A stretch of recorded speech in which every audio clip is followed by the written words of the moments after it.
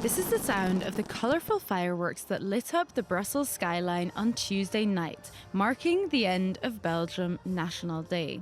The celebration took place in Parc du Cinquantenaire, just a few steps from our offices, after a day of concerts and entertainment throughout the capital. However, in the week of this year's 21st of July, the focus was more on what was happening outside of Brussels. Hungary got rid of its president and was floating the idea of appointing a world chess champion as the head of state. 10 Downing Street has a new tenant, the seventh one in a decade. And the Spanish football team has come back to Europe as the champion of this year's highly debated World Cup. Welcome to Brussels by Love, the podcast with me, Lauren Walker, stepping in for Maeve McMahon. To unpack the latest European developments, I'm joined today by Andrea Renda, Director Researcher at the Brussels think tank CEPS. Thank you for joining us. Thanks, Lauren. Teresa Küchler, Svenska Dagbladet's Europe correspondent, connecting from Sweden. Teresa, thank you so much for joining us. Thank you. And my colleague, Euronews' reporter, Sandor Zsiros. Thank you for joining us as well. Thank you. Now, let's head to Hungary, which is currently without an elected president. Removing Tamás Súlyog, who was the head of state until just a few days ago, was central to the election campaign of Péter Magyar's TISA party.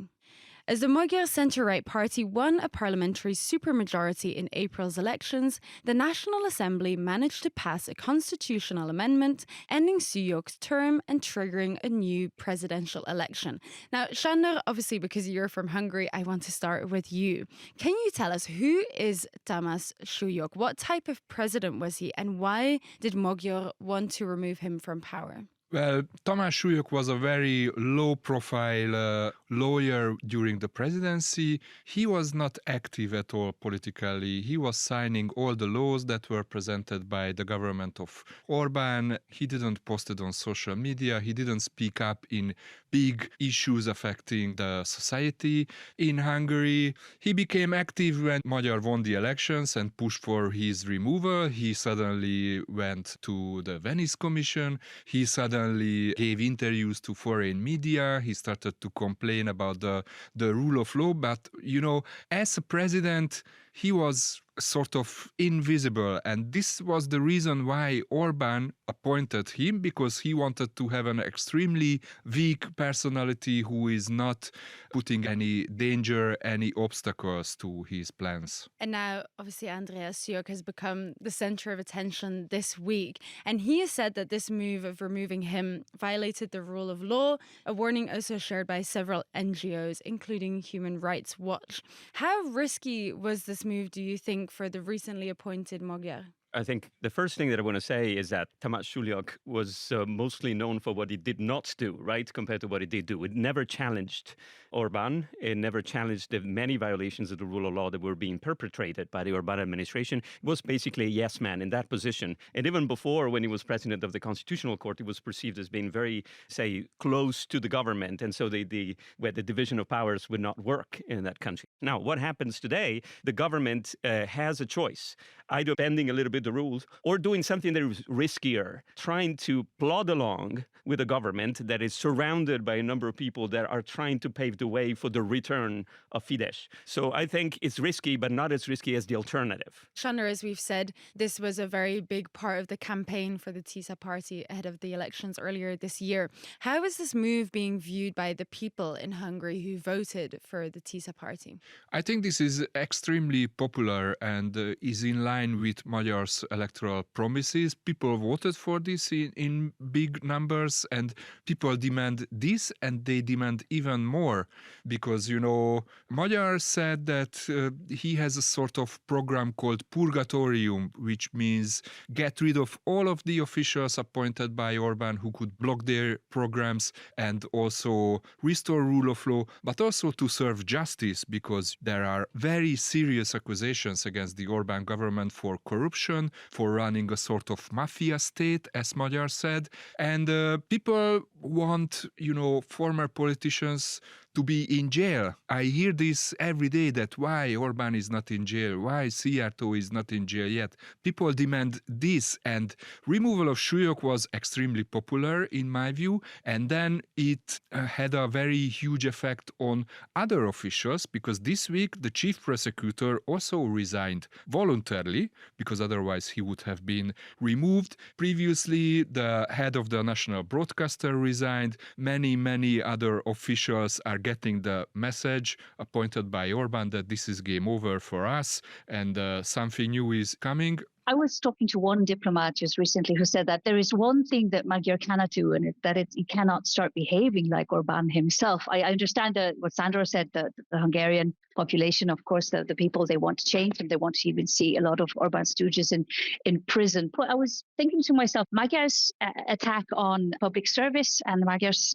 promises to immediately write a new constitution and to immediately sweep back, I'm wondering in the long run if that can start to look a little bit too aggressive. What do you think, Sandor? Am I being naive or not behave like Orbán did? But there are three huge differences that, Magyar already represents, which is a big step forward next to Orbán. He shut down the extremely toxic propaganda in Hungary. He shut down the extremely close ties to Russia and China, which is a big win for the EU as well.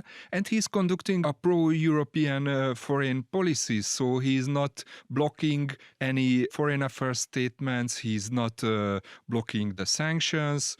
He agreed already to open 2 clusters with the Ukraine negotiations. So these are extremely important points for von der Leyen, and he's playing the game very well. How did EU institutions react to this political change in Hungary? I think Ursula von der Leyen completely plays along with Magyar. She supports Magyar in each and every way. Like, I asked them many times how they feel about removal of the president. No comments. It's fine. They can do whatever they want in Hungary, unless they are not making our lives harder. Of course, and as long as he follows the rules, and that was one of his major promises to the European Union, that he would follow the rules, which is something that his predecessor didn't do. So the European Union institutions don't have an interest in commenting on internal domestic affairs, as they always say. Sandor and Teresa, if I can say something here, I think the issue has been closely monitored in Brussels.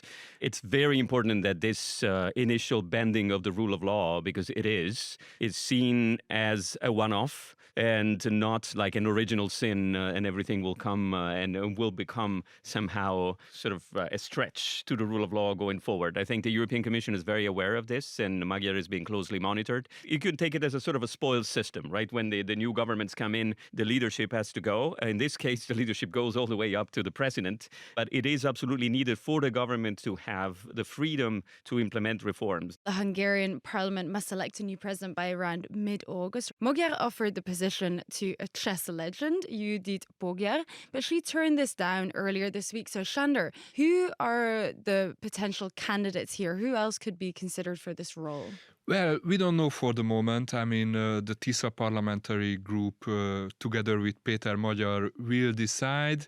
Definitely there was a backlash against Judit Polgár, because she was actually completely inactive when it came to politics or public life. Honestly, we did an interview with her in February with the Hungarian team of Euronews, and her first request was not to talk about politics. So where did this suggestion come from then? So it was coming from Péter Magyar. He suggested Judit Polgár to be president, and then the backlash came mostly on social media, and this is why she rejected. There was another interesting argument that she was also dual national, Hungarian, Israeli, which is, sensitive to be a dual national. Nevertheless, what Péter Magyar wants is somebody above the politics, somebody not a party politician, somebody who represents, the whole of Hungary, and somebody who is well known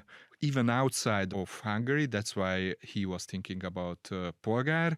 Now, who they're gonna propose, I don't know, but Magyar is behaving like an influencer. He likes sensation. He likes, when people talk about this. So I expect that he might propose somebody with a similar profile. To say that we want somebody above politics in a country where the president actually does have a say in politics, as in, signing off the laws, I find that very strange. If you look at Poland, for instance, the checks and balances between the head of the presidential house and the governmental rules, that's a very good example of what role a president could play that is not a yes man. That's a checks and balances kind of mediating factor, kind of leveling factor. I think it's weird that Magyar would like to have a celebrity who's above his or her own role. Well, I guess perhaps what he wants is a personality that unites people rather than dividing them. And so she chooses a living legend because of this. But of course, I agree with you, Teresa, that you also need someone who can somehow become antagonist to a prime minister that would somehow sway and divert from the rule of law, for example. So being able to challenge it. And now, of course, Hungary is not the only country experiencing a major shuffle of its political system, because on Monday this week, Keir Starmer resigned as the UK's Prime Minister and was succeeded by Andy Burnham, who was before this Mayor of Greater Manchester. Now, in his first speech to the nation, he addressed, I would say, the elephant in the room, the fact that he's the 7th PM since 2016, which was also the year when the Brexit referendum took place. He also recognised that people are fed up with politics while promising to be better. And this is one part of his speech from Monday. We will make this moment a circuit breaker for Britain, bringing forward the biggest changes in the last 40 years. A new political model and a new economic model. In the 1980s, Britain took some wrong turns. Political power was centralised, economic power privatised, large parts of the country deindustrialised, and they still haven't recovered. And now, Andrea, you were actually in the UK earlier this week as Andy Burnham gave this speech, and you met several people from the new administration. What were they saying, and what do you think the priorities are for this new government?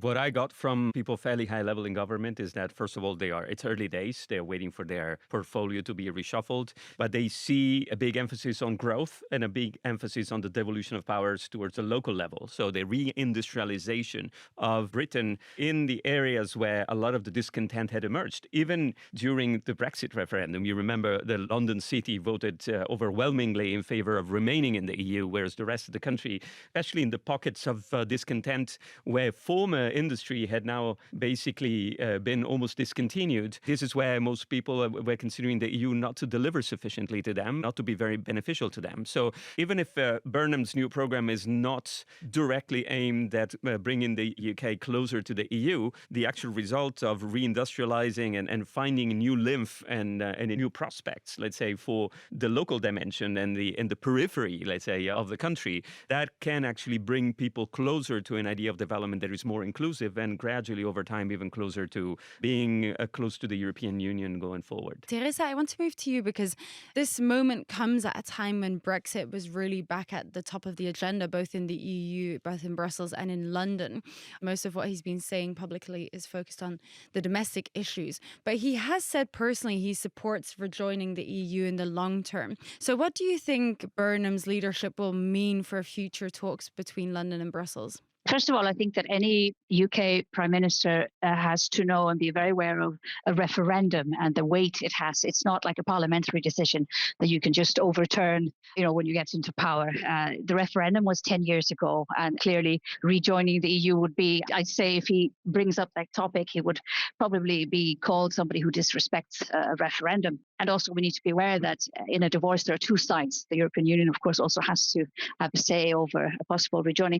But I do think that he does have a good moment now to start talking about better relationships with the European Union. And that's because we saw how Donald Trump in the US disrespected Keir Starmer, his predecessors, and humiliated him on the international arena. I think a lot of the electorate in the UK right now would say, this is a very good point for us to make sure that we stay on good terms with our European friends, because it has been proven very volatile politically to be too heavily depending on, Washington on this. Actually, there is an enormous opportunity, especially as the economic security agenda really encompasses the broader European region and beyond. There's a lot of opportunity for actually doing things together. Of course, cooperation in defense will continue, but also cooperation on technology, things like artificial intelligence, quantum, synthetic biology, science, all this are topics on which the rapprochement between the UK and the EU is almost inevitable, and it's happening. But the reconciling of the EU agenda with the national devolution agenda, the creation of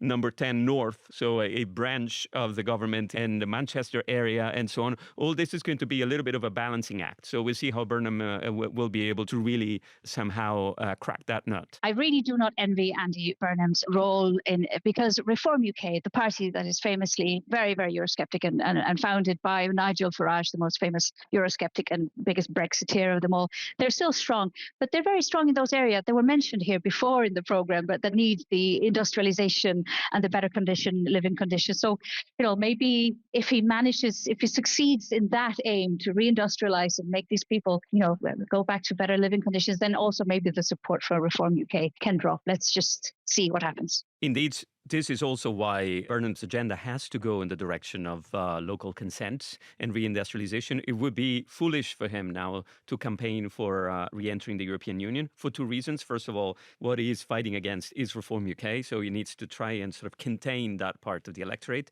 Second, the Labour Party has a manifesto where there are red lines that are clear, and one of these red lines is no customs union, no single market in the current legislature. So I would say we will talk about perhaps a potential rejoining if the conditions will be there in the next post-election period in the UK. Now, on a lighter note, I just want to go back to the World Cup. Last Sunday, Spain defeated Argentina 1-0 in the final of the 2026 World Cup. As you can hear from the cheers, the Spanish victory was hailed with excitement both in Spain and worldwide. Now, Sandor, did you watch the game? What did you think of the final?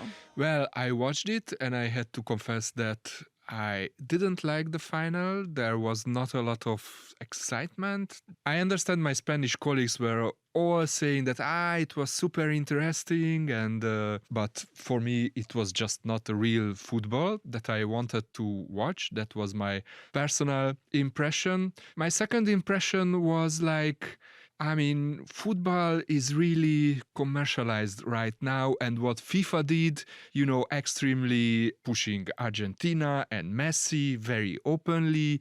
I just didn't like the whole approach, and also, we saw earlier Trump fighting for not to remove a US player.